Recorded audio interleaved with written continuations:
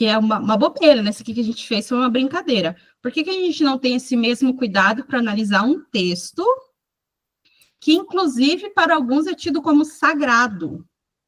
Porque se é uma coisa sagrada para a pessoa, então a pessoa tem que ter mais rigor, mais cuidado. Mas não, pelo contrário. A pessoa quer analisar um texto de 2000 anos atrás, como o Vini bem disse, depois de várias catástrofes, destruição de tudo, de templo, de documento, pessoas foram mortas, inclusive, né, testemunhas vivas, foram, enfim. E aí a gente olha para um texto e a gente quer ter simplesmente opiniões a respeito dele. E aí, beleza, você pode ter uma opinião sobre o texto? Até pode, mas a sua opinião, ela é uma opinião como qualquer outra. Por que não tá aparecendo a projeção? Tá. Tá, beleza. Está, sim, está. Ah, agora foi.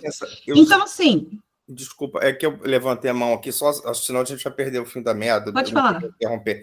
Sabe o que é? Eu estava pensando o seguinte, do ponto de vista da historiografia, né? Então, a gente tem a questão dos materiais, possibilidade de investigar o que é documento, é isso que você está fazendo com a gente, por exemplo. Mas eu acho que na nossa era tem uma coisa muito, muito peculiar, que tem a ver com o que o Vinícius falou. Talvez não haja vestígios suficientes daqui a 1000 anos, mas assim... Para pensar, antigamente ainda havia mais materialidade, porque tudo estava no papel, estava na pedra, estava alguma coisa. Agora a gente está na nuvem. Por exemplo, até para achar esse negócio, por exemplo, se a internet deixar de existir, nem a música desse cara a gente vai conseguir entender.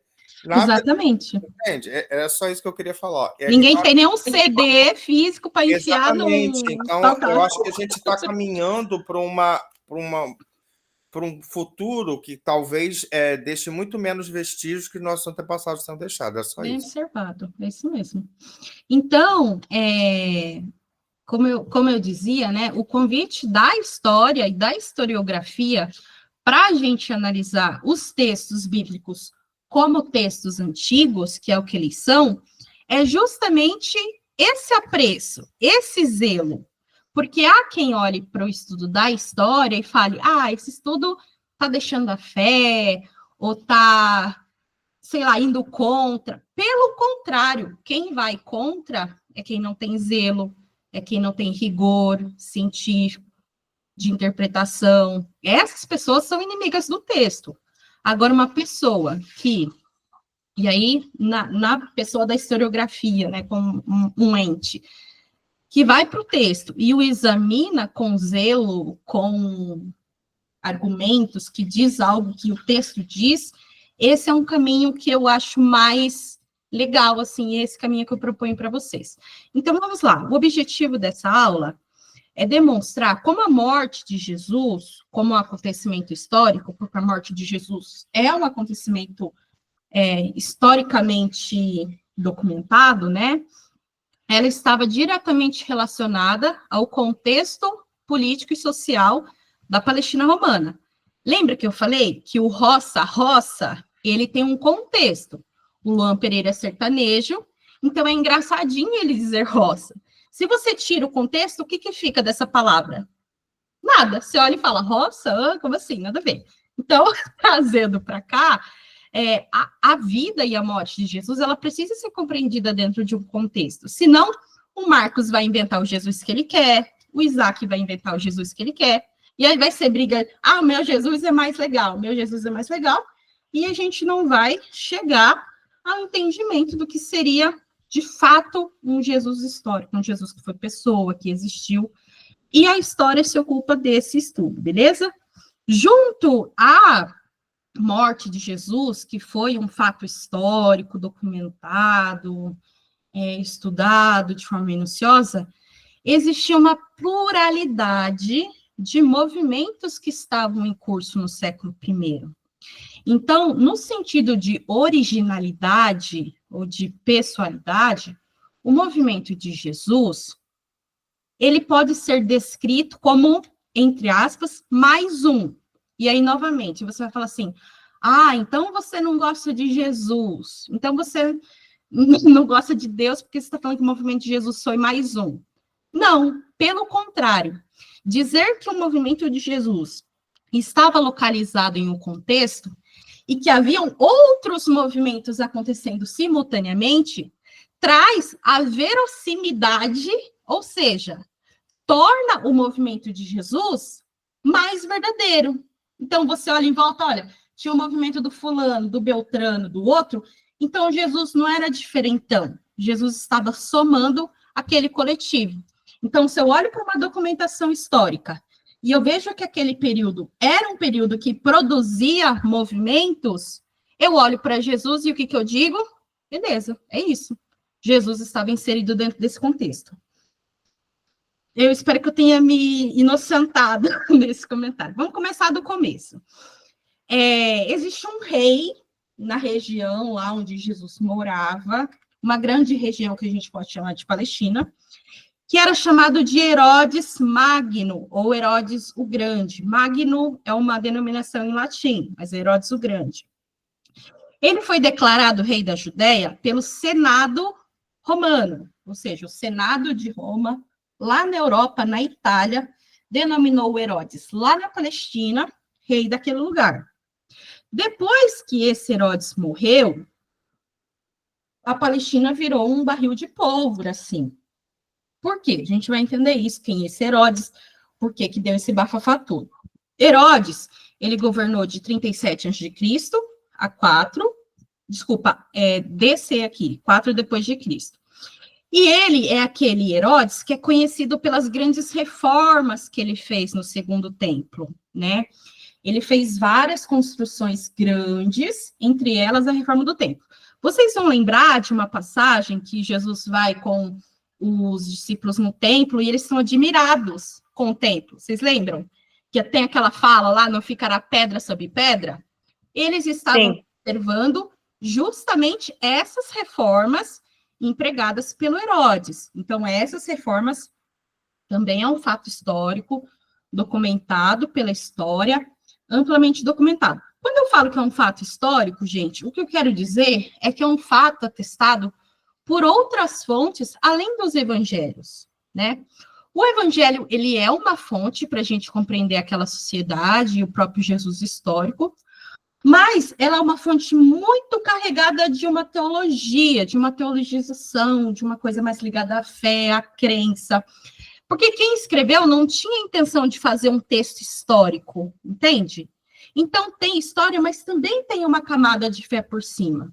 Então, o que a gente faz? A gente pega aquela informação e confronta com uma outra fonte. Então, por exemplo, tem o famoso Flávio Joséfo, que era um historiador judeu. E ele não gostava dos crentes lá, de Jesus e do movimento dele. Então, ele fala, mas ele, embora ele não gostasse, ele fala, ele atesta a existência.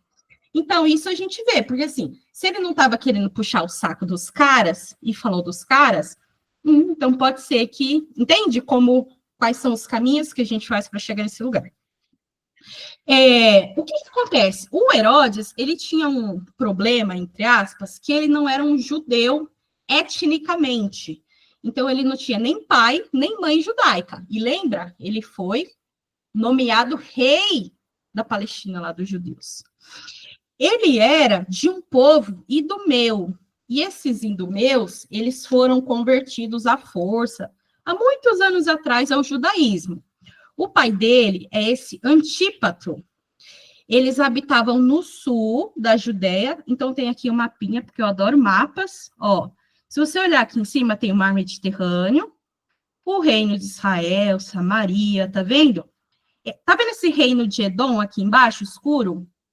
Era aqui que moravam os idumeus.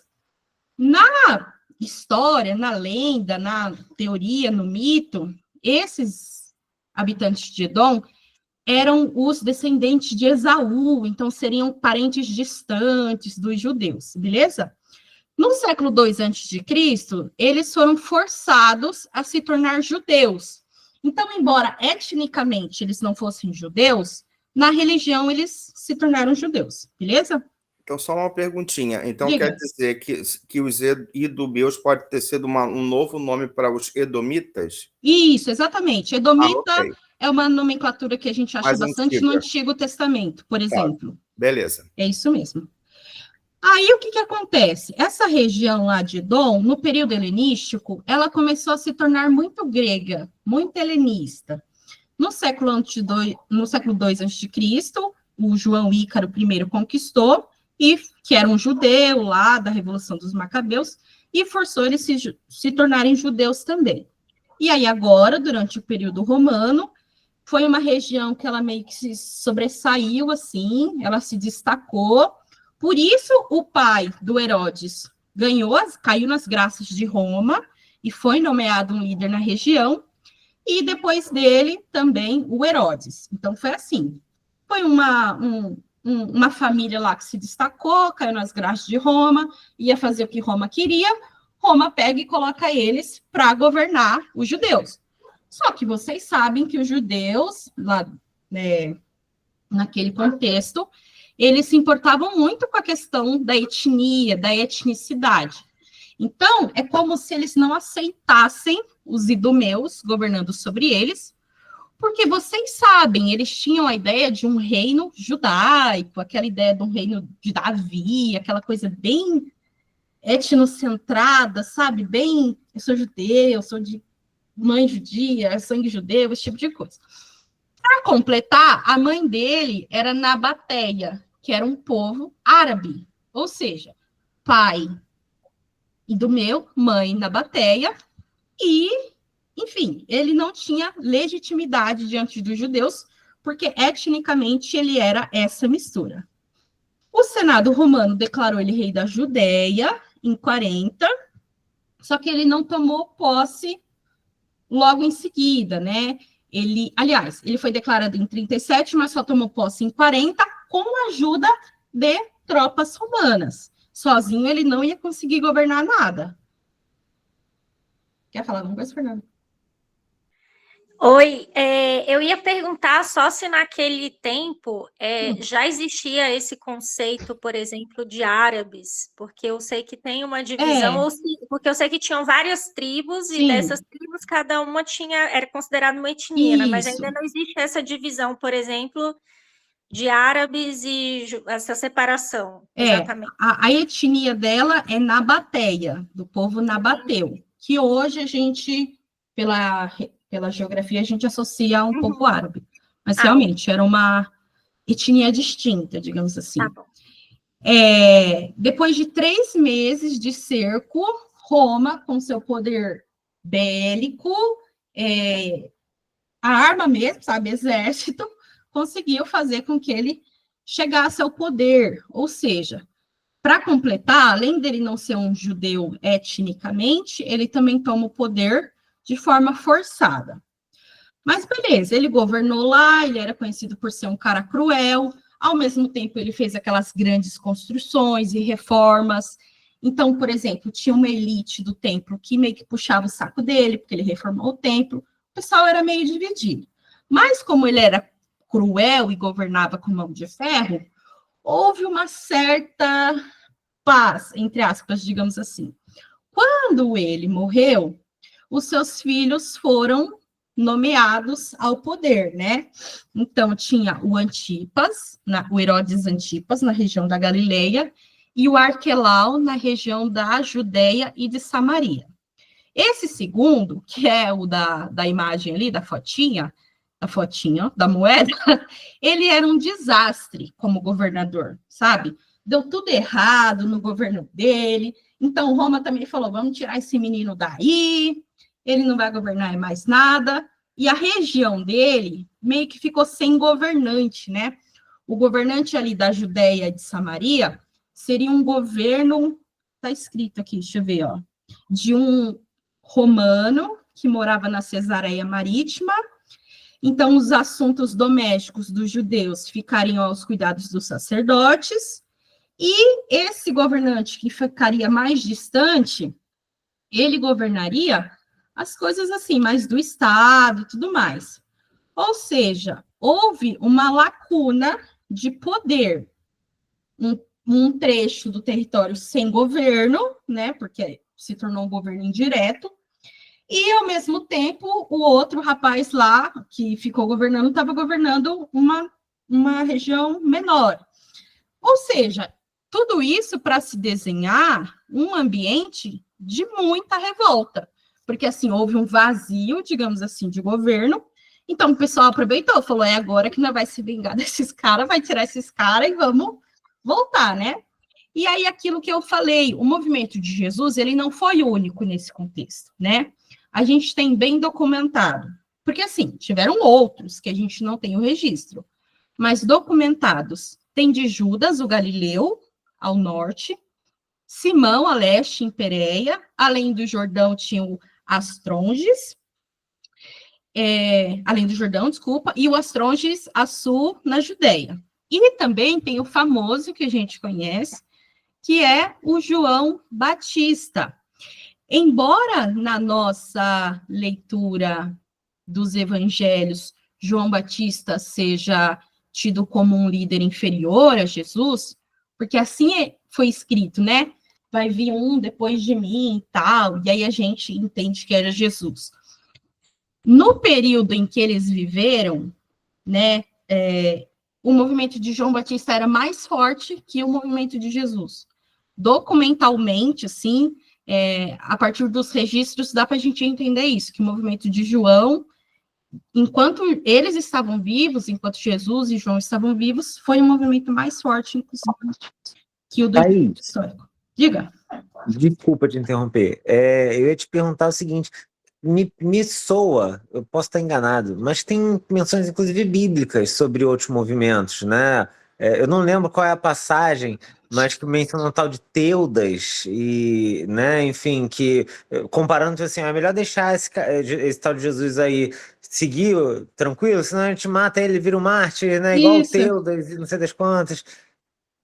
Então, já tem menções, inclusive, bíblicas, né? Bem observado. Se o cara quer ser fundamentalista, ele tem que levar isso em consideração. Isso, é verdade. Em Atos também vocês vão ver, por exemplo, tem Estevão se teletransportando, curando, fazendo várias mágicas. Mas ele é cristão, então ele não é mágico. Mas aí ele vai lá na cidadezinha, não sei das quantas, e tem Simão, o mago, que faz as mesmas coisas que ele faz. Os mesmos milagres, as mesmas coisas, mas é isso, né? Aquele que é lido como cristão, não, ele é missionário, ele opera milagres. Aí o outro é revoltado, o outro sei lá, entendeu? É isso aí. Mas é isso, dentro do próprio texto já tem os indícios, basta a gente olhar com esse zelo e tudo mais. E isso aqui é interessante, esses movimentos que se levantaram, eles não eram só revolucionários, não que isso seja pouco, mas eles tinham todos uma natureza apocalíptica, no sentido de que, para a gente mudar de vida, para isso aqui que a gente está vivendo se transformar, isso é muito importante, gente. A gente precisa que o Deus judeu, o Deus de Israel, o Deus dos nossos pais, venha. Isso é um movimento apocalíptico. Para eles estavam numa situação onde não bastava vir um homem forte, como a gente tinha, por exemplo, os juízes lá no Antigo Testamento. Não. Quem tinha que vir para libertar eles? O próprio Deus. Isso era uma característica que estava em muitos desses movimentos. Inclusive, é por isso que, durante a história do cristianismo, e principalmente nesse cristianismo originário, demorou muito tempo para se ter um consenso se Jesus era Deus, se Jesus era filho de Deus, porque tinham igrejas que acreditavam que ele era filho de Deus, e ser filho de Deus é diferente de ser Deus. Outros acreditavam, não, ele é só um cara muito da hora e a gente vai seguir ele mesmo assim. Então, isso nunca foi um consenso, justamente por causa dessa expectativa apocalíptica. Fala, Helena. Muito rapidamente, a gente ainda tem um resquício disso, né? Os testemunhos de Jeová têm essa situação. Sim. Não, nós acreditamos em Jeová porque Jesus era o filho de Deus, não era o próprio Deus. Isso, exatamente. Inclusive, quem fala assim, hoje em dia, eu creio que Jesus é Deus, ou é o Filho de Deus, enfim. A pessoa só pode afirmar isso por meio da fé. Porque por meio dos relatos não tem como, assim. Por exemplo, Paulo, depois vai ler lá as cartas de Paulo, o que Paulo falava a esse respeito, sabe? É uma coisa confusa, é uma construção. Ele é filho de Deus, mas enfim, não vamos entrar nesse assunto, porque ele dá muito pano para manga e a gente está falando sobre outra coisa agora, ó, Heleno, já está querendo distrair outras coisas. Uma pequena distinção, gente, entre o movimento de Jesus de Nazaré e de João Batista. Isso aqui é muito legal. João Batista acreditava que o reino de Deus estava por vir, enquanto Jesus de Nazaré entendia que o reino já se processava. Olha que coisa doida. Isso aqui é muito legal, né? Inclusive, eu faço uma distinção, quando eu falo Jesus de Nazaré, estou falando do homem mesmo, do Jesus histórico. E aí tem o Jesus da fé, que geralmente a gente chama de Cristo, ou Jesus o Cristo, que seria o ungido e o enviado. Bom, vamos voltar para Roma. Eu fiz um post lá, falando sobre curiosidades sobre essa aula, e essa é uma curiosidade que eu acho muito legal, porque as pessoas não falam sobre isso, mas o primeiro imperador de Roma foi contemporâneo a Jesus. Isso é muito doido, porque assim, Roma já tinha um projeto expansionista e já tinha dominado metade do mundo desde o século II a.C., mas eles viviam sob um governo republicano. Lembra lá, no começo da aula, quem foi que nomeou Herodes rei da Judéia? O Senado romano. O Senado, uma reunião de um monte de velho lá de terno, entendeu? Lá de Roma, que nomeou ele. Não tinha um imperador. Aí teve aquelas tretas do Júlio César se destacou. Aí teve o Otaviano, teve a Cleópatra. A Cleópatra morreu, gente, acho que nem um século antes de Jesus. E esse é o tipo de conexão que a gente não faz, né? Cleópatra e Jesus, ó, tá ali juntinho, do ladinho. Porque esse Otaviano, que foi o primeiro imperador, foi o que matou o Marco Aurélio e a Cleópatra e anexou o Egito a Roma. Isso é legal ou não é legal? Nossa, eu acho isso muito legal. Então, a gente consegue, inclusive, distinguir qual que era o projeto político do Otaviano, que foi o primeiro imperador de Roma, e o de Jesus, porque eles estavam ali, ó, eles viveram junto. Inclusive, o que Otaviano mandava, Jesus, como súdito daquele império, tinha que obedecer. Então, quando a gente fala que o Jesus de Nazaré se opôs ao Império Romano, a gente não está falando assim de forma abstrata, subjetiva. Ele se opôs ao primeiro imperador de Roma, gente. Isso é muito da hora. Mas a gente vai ver como que ele fez isso. Porque também dizer que Jesus era um revolucionário também é vago. Porque para o Isaac ser revolucionário, sei lá, ser o Che Guevara. Para o outro, ser revolucionário pode ser, sei lá, o Nicolas Ferreira. Ambos se dizem revolucionários. Mas na história a gente não faz isso, tá? A gente não fala de forma vaga. A gente fala e afirma e demonstra com provas e evidências o que a gente está dizendo. Então, vamos lá. No modelo do Otávio, ou também conhecido como Augusto, a sociedade era dividida mais ou menos em dois grupos. Então, tinha os governantes, que eram, gente, 1% da população, mas que tinham mais ou menos metade de todas as terras. Junto desse grupo, tinha os sacerdotes, que é o grupo mais privilegiado, né? Arrendatários. Arrendatário era tipo assim, o cara ele não era bem um proprietário de terra, mas ele meio que alugava uma terra, pagava alguma coisa para o dono e meio que enriquecia nesse processo. Esses arrendatários eram principalmente generais e burocratas especializados. E quem fazia parte também desse grupo eram os mercadores, que geralmente eram pessoas pobres, mas que conseguiam de alguma forma ascender socialmente.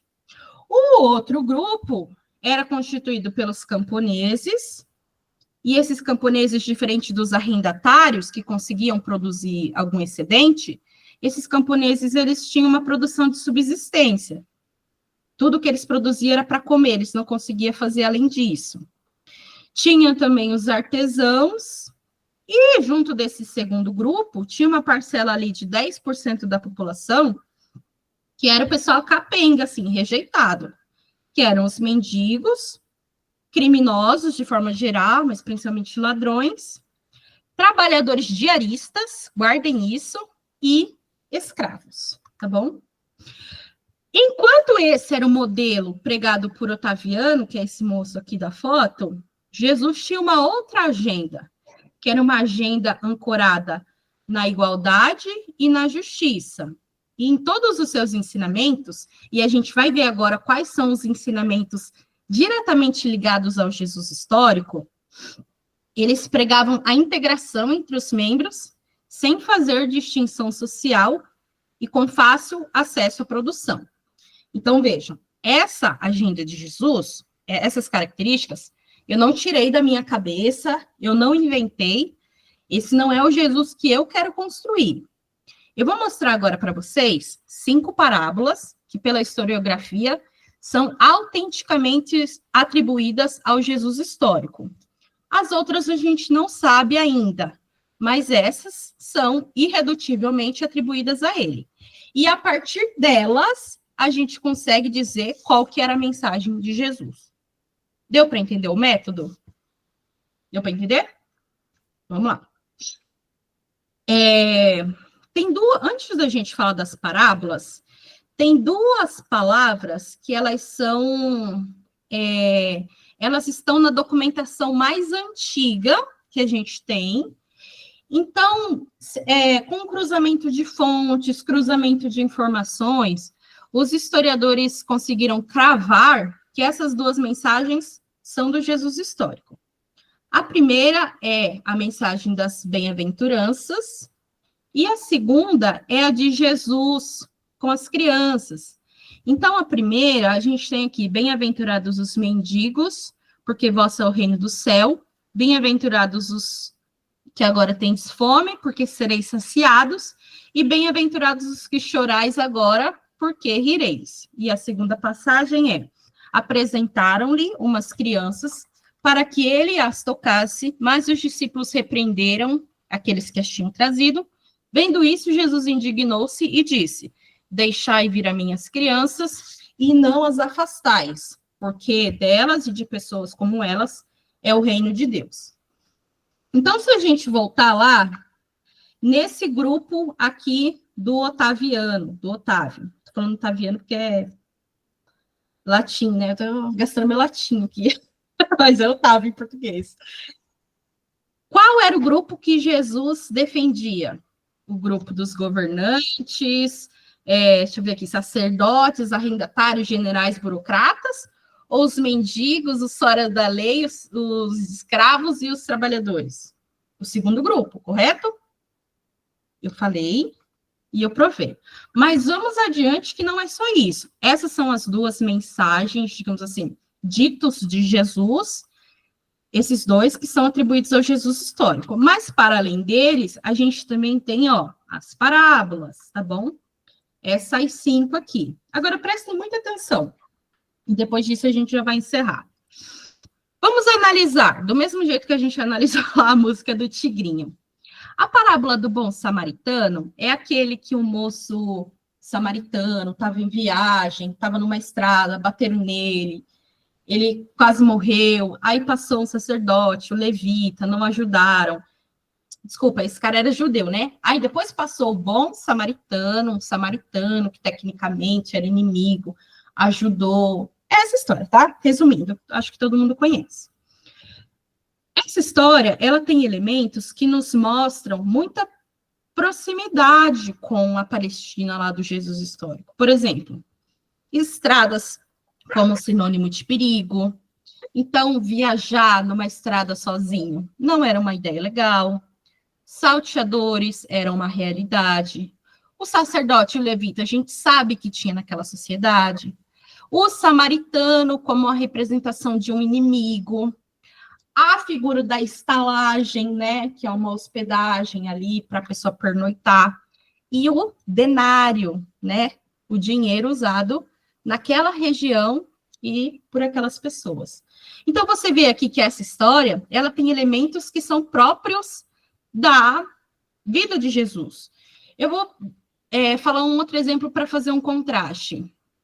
Aquela história de Lucas, que Jesus se encontrou com um centurião. Gente, dificilmente um centurião estaria lá, naquela região, naquele dia, naquele momento. Talvez pudesse ser um soldado de menor porte, talvez pudesse ser um soldado ali da região, mas um centurião é difícil, assim, historicamente, da gente cravar como um fato histórico. Agora, aqui não. Todos os elementos dessa história são possíveis, são verossímeis. Dá para a gente cruzar as fontes e ver que faz sentido. Isso está ligado ao Jesus histórico, beleza? Bom, essa parábola, ela se vale dessa inimizade entre os judeus e samaritanos, e ela subverte, olha, gente, que maluco isso aqui, subverte a identidade negativa, estereotipada dos samaritanos e lança a distinção convencional do nós contra eles. Então, vamos lá. Em Roma, qual é a regra que vale? Nós contra eles. Nós somos governadores, vocês são súditos. A gente cobra imposto, vocês pagam. A gente chega com o exército, vocês abaixam a cabeça. Essa é a, sabe, animosidade, nós contra eles. A primeira parábola de Jesus vai acabar com isso. Vai pegar aquela pessoa, que era o samaritano, que seria inimigo. Aqui fala, imagem negativa, estereotipada, e ele vai unir ali aquele negócio. E o mais doido é que ele vai fazer isso surpreendendo aquelas pessoas. Ninguém esperava que ele ia vir com essa história de elogiar samaritano. Essa é a revolução de Jesus, tá? É esse tipo de revolução, não é uma revolução nesse sentido. Não é uma revolução de Jesus doidão, sei lá. É esse o caminho da revolução de Jesus. E, convenhamos aqui entre nós, é uma coisa revolucionária, beleza? Perante aquela audiência que era composta principalmente de judeus, Jesus faz pensar como a identificação do próximo, sendo aquele de um grupo diferente étnico, abre a possibilidade de um outro tipo de mundo social a vir à tona. Então, vamos lá. Se a gente tem um grupo que não gostava do Herodes, que mesmo sendo judeu, não era etnicamente judeu, por que eles iam gostar do samaritano? Vocês entendem a profundidade do negócio? Mas aí Jesus apresenta um outro mundo, onde a gente abre a possibilidade de conviver com um outro grupo, beleza? Esse é um elemento do ensino de Jesus, da revolução de Jesus. Uma outra parábola que é atribuída ao Jesus histórico, e que não é uma parábola muito pregada nas igrejas, o pessoal não dá muita atenção para ela, é a parábola da semente de mostarda. E aí vamos lá ver quais são os elementos que são próprios do Jesus histórico. Um espaço rural, agricultura e o conhecimento acerca da semente de mostarda. Essa é aquela parábola que vai falar que a mostarda tem a menor semente, mas quando cresce, e aí que a gente tem algumas distinções. O Evangelho de Tomé vai falar que ela vira uma grande planta do jardim. O Evangelho de que a gente encontra em Lucas e Mateus, vai falar que ela virou uma árvore.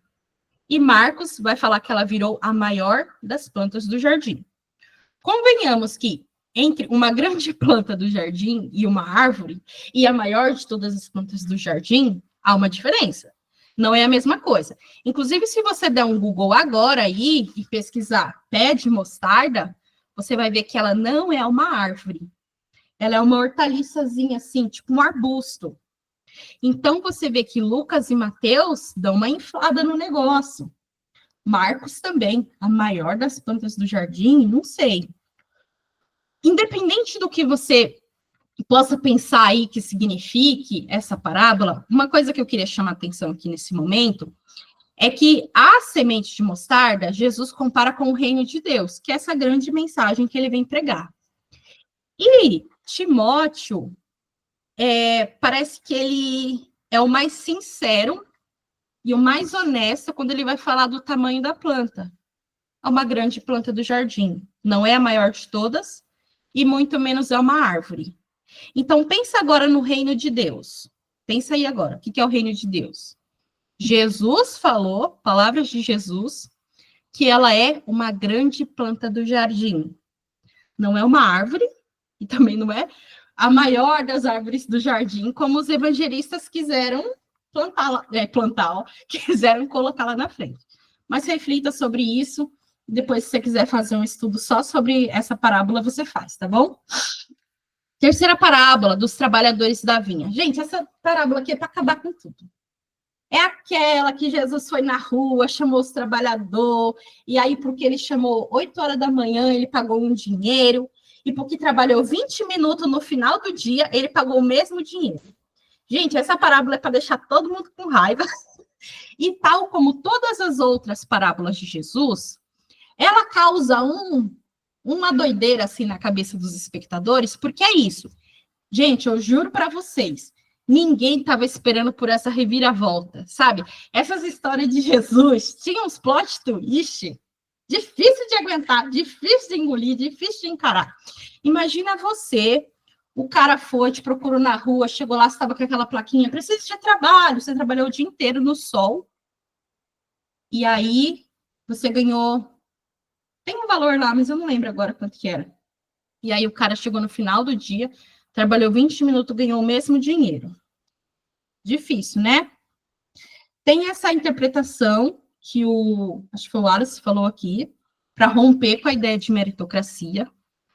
Mas, novamente, eu não queria, nesse momento, que você se concentrasse no significado dessa parábola, mas se concentre no que significa Jesus contar essa parábola. A inversão das expectativas, essa quebra de expectativa dele estar contando uma história e você achar que vai terminar de um jeito e a história dá uma reviravolta, sim, está de acordo com uma propensão que Jesus tinha de reverter as expectativas dos pobres. Lembra lá quando eu passei o slide da estrutura da sociedade do Otávio? E tinha um pessoal lá que eram os trabalhadores diaristas, que eu falei, guarda isso aqui. Isso se aplica totalmente nessa palavra. Porque se eu chego na terra de alguém, vocês sabem isso muito bem, tiro a terra da pessoa e aquela terra é minha, como que a pessoa vai fazer para sobreviver? Ela vai ter que trabalhar para mim. Então, os trabalhadores diaristas, que são os trabalhadores dessa história, eles não são pobres comuns. Eles foram pessoas empobrecidas. E empobrecidas por quem? Pelo sistema. Pelo imperador romano. Vocês estão entendendo como é mais profundo? Tem uma outra parábola que dá uma pista sobre isso também. Quando o filho pródigo está lá se lamentando, gastei tudo. Ele fala assim, até os jornaleiros do meu pai têm o que comer. Quem são esses jornaleiros? Esses trabalhadores diaristas, trabalhadores por jornada de trabalho. É aquele cara que ele fica lá todo dia com a plaquinha, preciso de trabalho, e ele não sabe se ele vai ter com o que trabalhar. Ele fica na dependência do patrão. E aí, que culpa ele tem que o patrão chegou lá faltando 20 minutos para acabar o expediente? Ele precisa comer. Gente, isso é revolucionário ou não é? Fala para mim. E não é uma revolução bobinha, com todo respeito. É uma revolução da hora, mano. Depois leiam também isso com calma. Gente, eu falei que a outra era para acabar, mas essa aqui é para acabar. Uma parábola que Jesus elogia a desonestidade do cara. Mano, eu acho que no dia que eu vi essa parábola aqui, falaram, ixi, acabou pra mim, vou embora. Aquele dia que viraram as costas e foram embora. Qual que era a história? Tinha um chefe que tinha um administrador que era bem ruinzinho de trabalho. Não administrava as coisas, não fazia nada direito. Aí o chefe mandou avisar, vou te mandar embora, seu safado. Você não tá cuidando das minhas coisas. O administrador, quando soube que ia ser mandado embora, ele puxou lá na caderneta todo mundo que devia para o patrão dele e falou assim, você deve 100? Risca aí, fala que você deve 50. Você deve 1.000? Risca aí, fala que você deve 500. Por quê? Ele, sabendo que ia ser mandado embora, ele quis cair na graça das pessoas, fazer amigos, fazer amizades, para ele não ficar desamparado. Então, ele Já estava tudo lascado o serviço do homem mesmo, ele falou, tô nem aí para esse cara, eu vou aqui. Só que o chefe soube disso que ele fez, o patrão dele, e falou assim, esse cabra é esperto, eu achei que ele era bobo, mas ele é muito esperto. E a parábola termina assim, gente, Jesus não explica o que ele quis dizer com esse elogio ao desonesto. E aqui, novamente, né, é muito legal que nessa palavra ele fala, por exemplo, trabalhar não consigo, então ele não conseguiria se tornar um camponês, pedir esmola tenho vergonha, a figura do mendigo, depois lê lá que vale a pena. Mas é isso. Lá o texto diz, o Senhor elogiou o administrador da desonestidade por ter agido com esperteza. A beleza dessa parábola está em não ter um final moralista. Sem dúvida, a ausência de um olhar moral e a reviravolta inesperada, surpreendente, que ela apresenta, permite que essa parábola tenha possivelmente a sua origem em Jesus. Então, todas as parábolas que a gente está falando aqui até agora, Jesus possivelmente falou elas. Essa aqui, alguns historiadores acreditam que ele não só falou, como ele inventou. Beleza? A última, para a gente encerrar aqui, a parábola do fermento, que ela é bem parecida com a parábola da mostarda, e também ela não é muito divulgada, não há muitas pregações sobre ela. Qual que é o legal dessa parábola? Geralmente, o fermento, ele é tido como um símbolo de mal e de corrupção. E aqui tem todas essas referências aqui, se você quiser olhar. Êxodo, Levítico, Marcos, Mateus, lá. Em todas essas parábolas, em todas essas palavras, o fermento é tido como uma coisa ruim. Mas Jesus vai dizer que o reino de Deus é como o fermento. Ele vai se valer novamente de um símbolo ruim e ele vai fazer o quê? Subverter aquele significado. Mais uma vez, Jesus inverteu a lógica da audiência ao dar o fermento um sentido positivo. Inclusive com um uso notável e provocativo. Comparar o reino de Deus ao fermento seria associá-lo a uma coisa corrupta e profana, numa flagrante oposição ao que suporia ser o próprio reino de Deus, né? Então, lembra o que eu estou falando. Para você compreender as parábolas de Jesus, e principalmente essas que são associadas ao Jesus histórico, você precisa compreender aquela estratificação social que estava imposta do Otávio sobre essa sociedade, para entender de fato o que Jesus quis dizer. Porque é o que a gente falou. Falar que Jesus falou, todo mundo fala. A minha mãe acha que Jesus falou alguma coisa. O pastor Zezinho acha que Jesus falou outra coisa. O pastor descolado acha que Jesus falou outra coisa. O pastor comunista acha que Jesus falou outra coisa. O pastor anarquista, o pastor liberal, cada um vai falar alguma coisa sobre Jesus. Mas se a gente quer, de fato, ter uma coisa mais bonita e mais certinha, nada melhor do que a gente olhar para a história. Porque quem pesquisou isso aqui tinha um rigor ali científico, acadêmico. Para terminar, a Palestina de Jesus vivia uma situação política, social, econômica extremamente delicada. E, é lógico, por tudo que a gente estudou aqui hoje, ela formava um clima propício para o advento desse reino dos céus, que é aquilo que eu falei lá no início. Para a gente sair dessa situação, só se o próprio Deus vir aqui salvar a gente. Por outro lado, a exploração e a dominação eram tão intensas que grande parte das expectativas pelo reino dos céus era meramente política e econômica. Ou seja, se a pessoa está apanhando, sofrendo, passando fome, estão tacando fogo na casa dela, assim, a pessoa não vai esperar exatamente pelo arrebatamento. A pessoa quer uma libertação ali para aquele momento, para aquela situação. Esse é um elemento importante sobre o reino de Deus e o movimento de Jesus.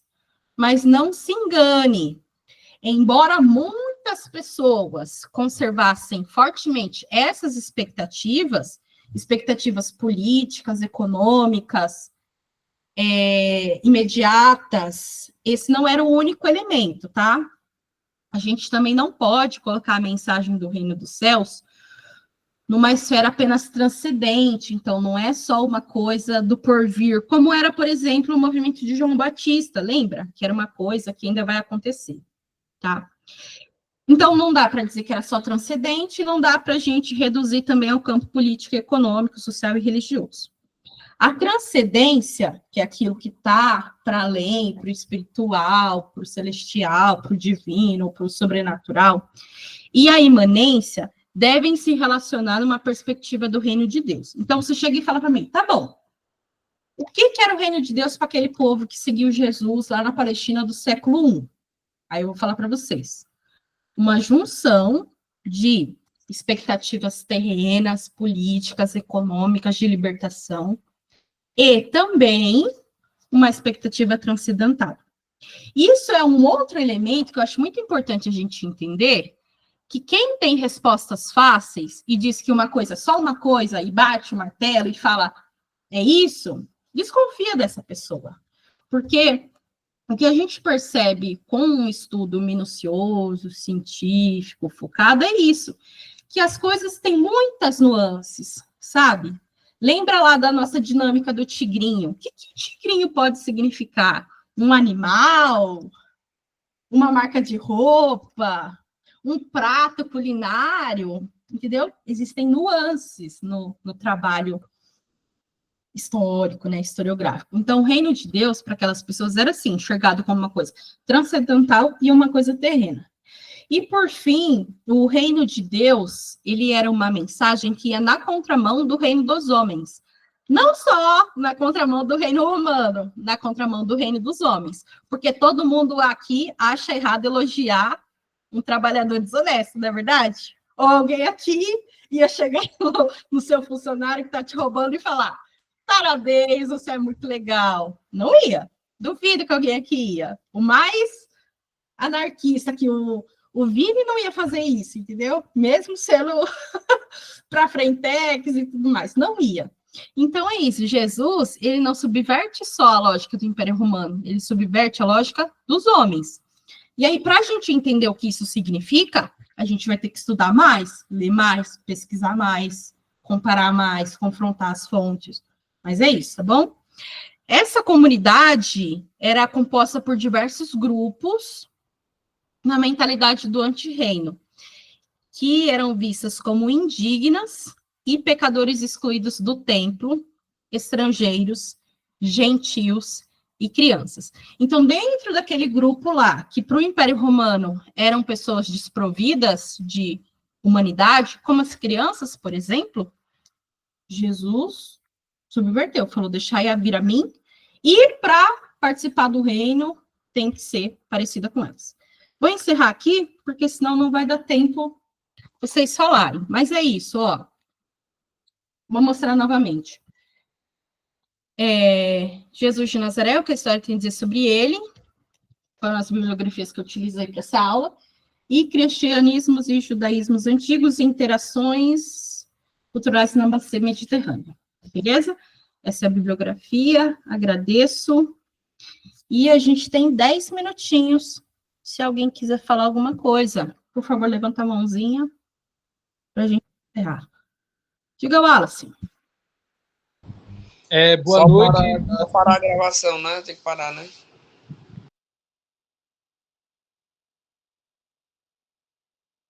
Posso falar agora?